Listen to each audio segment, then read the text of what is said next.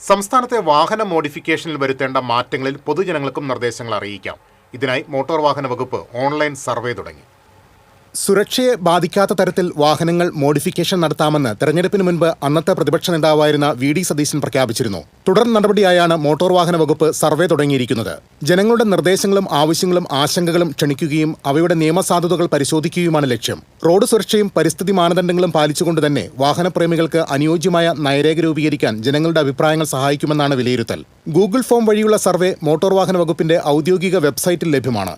സർവേയിൽ പങ്കെടുക്കുന്നവർ വ്യക്തിവിവരങ്ങൾ രേഖപ്പെടുത്തിയ ശേഷം തങ്ങൾ ആഗ്രഹിക്കുന്ന വാഹന മോഡിഫിക്കേഷനെക്കുറിച്ച് അഭിപ്രായം അറിയിക്കാം. വാഹനത്തിന്റെ ബോഡിയിലെ മാറ്റങ്ങൾ, എഞ്ചിൻ മോഡിഫിക്കേഷൻ, ബ്രേക്ക് സിസ്റ്റത്തിലെ മാറ്റങ്ങൾ, അധിക ലൈറ്റുകൾ, ഓഡിയോ സംവിധാനങ്ങൾ തുടങ്ങി 9 വിഭാഗങ്ങളിലായാണ് അഭിപ്രായം തേടുന്നത്. പട്ടികയിൽ ഉൾപ്പെടാത്ത മറ്റ് നിർദ്ദേശങ്ങളും പങ്കുവയ്ക്കാൻ അവസരമുണ്ട്. മോഡിഫിക്കേഷൻ ഏതു തരത്തിലുള്ള റോഡുകളിൽ ഉപയോഗിക്കാനാണ് ഉദ്ദേശിക്കുന്നതെന്നും ഇത്തരം മാറ്റങ്ങൾ വാഹനത്തിന്റെ സുരക്ഷയെയോ ഇൻഷുറൻസ് പരിരക്ഷയോ ബാധിക്കുമോ എന്നതടക്കമുള്ള ചോദ്യങ്ങൾക്കും സർവേയിൽ മറുപടി നൽകണം. മോഡിഫിക്കേഷൻ അനുവദിക്കുന്നതിന് പ്രത്യേക ഫീസ് ഈടാക്കുന്നതിനെക്കുറിച്ചും അതിനായി പ്രത്യേക സംവിധാനം ഏർപ്പെടുത്തുന്നതിനെക്കുറിച്ചും വാഹന ഉടമകളുടെ അഭിപ്രായം വകുപ്പ് തേടുന്നുണ്ട്. 10 ദിവസത്തേക്കാണ് സർവേ നടത്തുക.